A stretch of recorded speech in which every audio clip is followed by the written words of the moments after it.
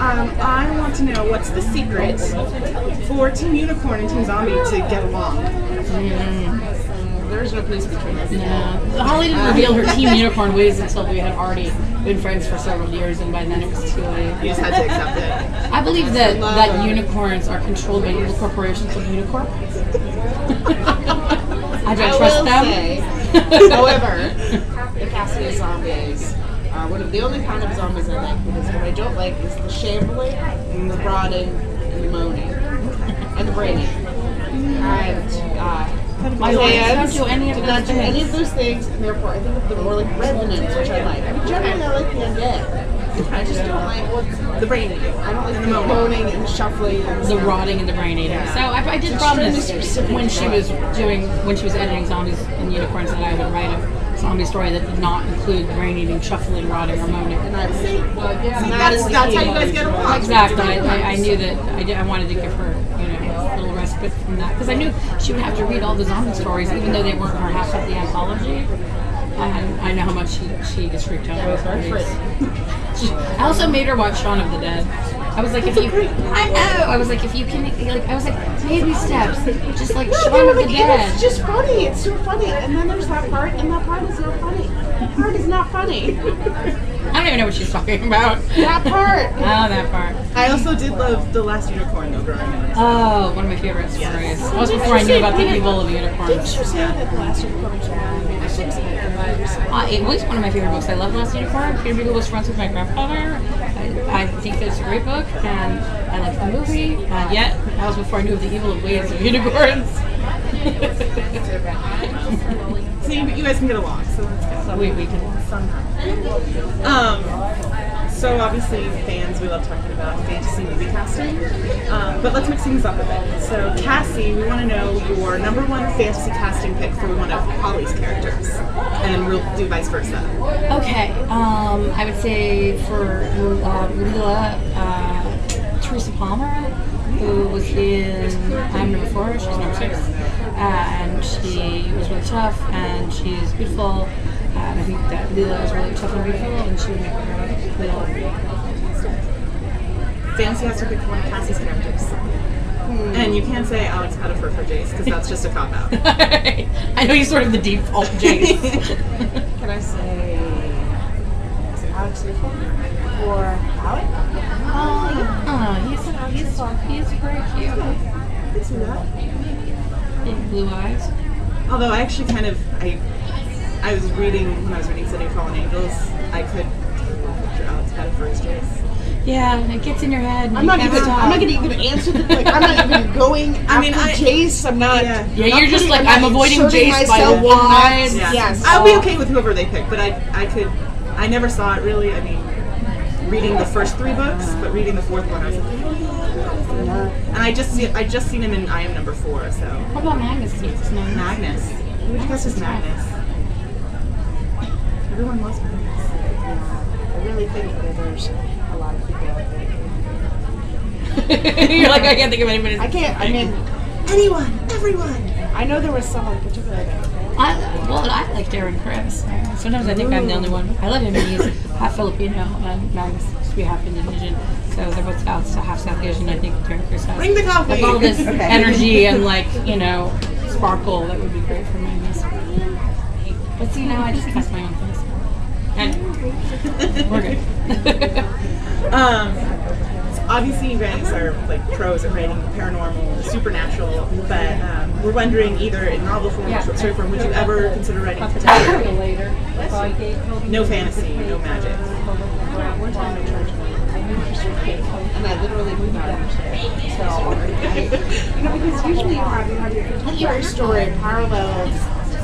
I guess my fantastic story is the closest that I ever came, in which I used basically fake to take the place of. Yes, that was the closest I have ever come writing contemporary. And in fact, writing that story, it was absolutely. I read that, and I tried to write another story for David of the Dead. It was very hard for me. I sort of pushed through it. Yeah, very confusing. I'm not sure I could do it in long form. I have an outline out to my agent for a co-written project that's realistic, so very excited about it. Sort of a Jane Austen update, and she's my favorite writer, so I think hopefully it'll work out. But I think it's not, you know, the form that I found easiest, but I think it'll be a fun challenge. I'm excited about it. Looking forward to it. So we want to know, we already did fantasy casting, but which of Cassie's characters is your favorite, and which of Holly's characters is your favorite of any of the books? Well, I have a long-standing love of Luke.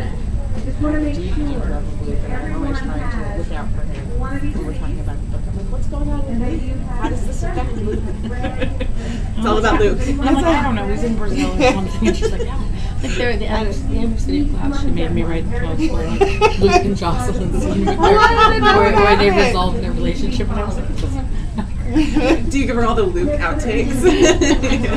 Like, Luke! There are no Luke outtakes. I must push her for more Luke. I was glad I All didn't Luke write stays it. in.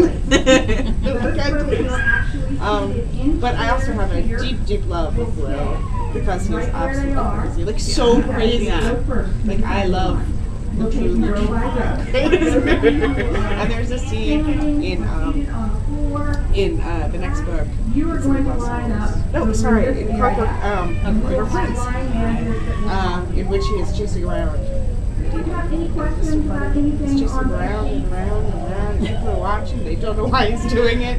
It's just truly, to me, the core of what I love about Will. Let's see. I would say in the Tide books, I read Raven because he's so depressive, and he's always like every single thing that happens seems to make him a little bit more depressed than he was. And in the Chris Workers books, I really love my grandfather. Oh, He's yeah. so great, and he's like he's always there for God, even though it's like a death worker and he's missing fingers, you know, for all the people that he killed. He's nevertheless like kindest, like generally like nicest figure in the book. He's always there for Castle. Always has good advice. And then I want to know, I'm you know, trying very hard not to fangirl too badly over here. So I want to know, which authors do you guys fangirl over? Raise your hand if you need one of these. I once nearly wept when I met Charles DeWitt. That's such a big fan. Eileen Kushner somehow managed to befriend Kirsten through basically staring at her for so long that I think she found her. Yeah, now we've like spent time together in foreign locations. She just comes loving me all the time. I was really blown away to talk to Terry and William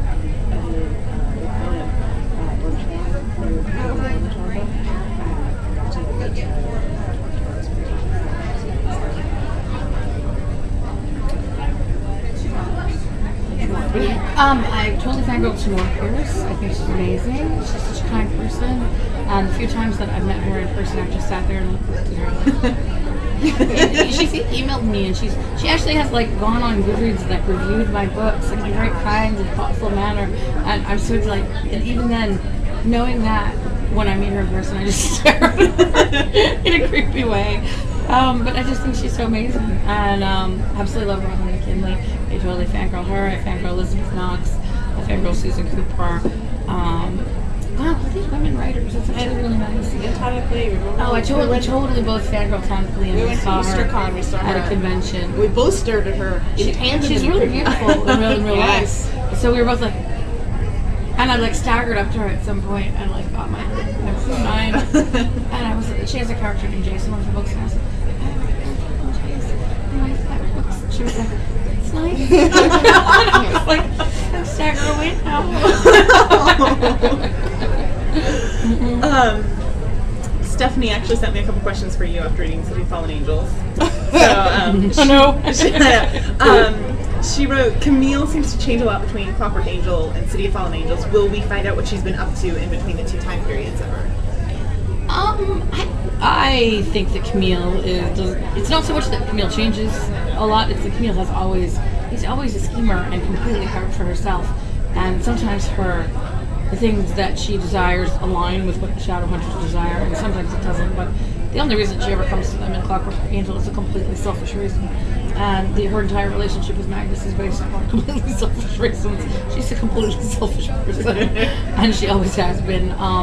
We will find out because she returns in Clockwork Prince, and she also returns in City of Lost Souls. We're going to find out more about her background and what she's been doing. And then, there's so many interconnected relationships.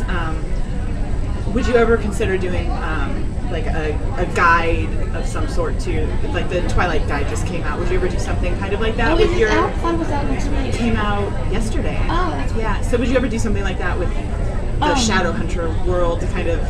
Yes, I think it was smart of Stephanie though to wait until the series was over to do it, and I know that, and it takes a lot of time. Yeah. Like it seems like a simple thing, but it's actually pretty complicated, and I'd want to do something, that was really cool and interesting, and included stories that people haven't heard before. So it's definitely something that I would consider, but I would wait until the two series were over.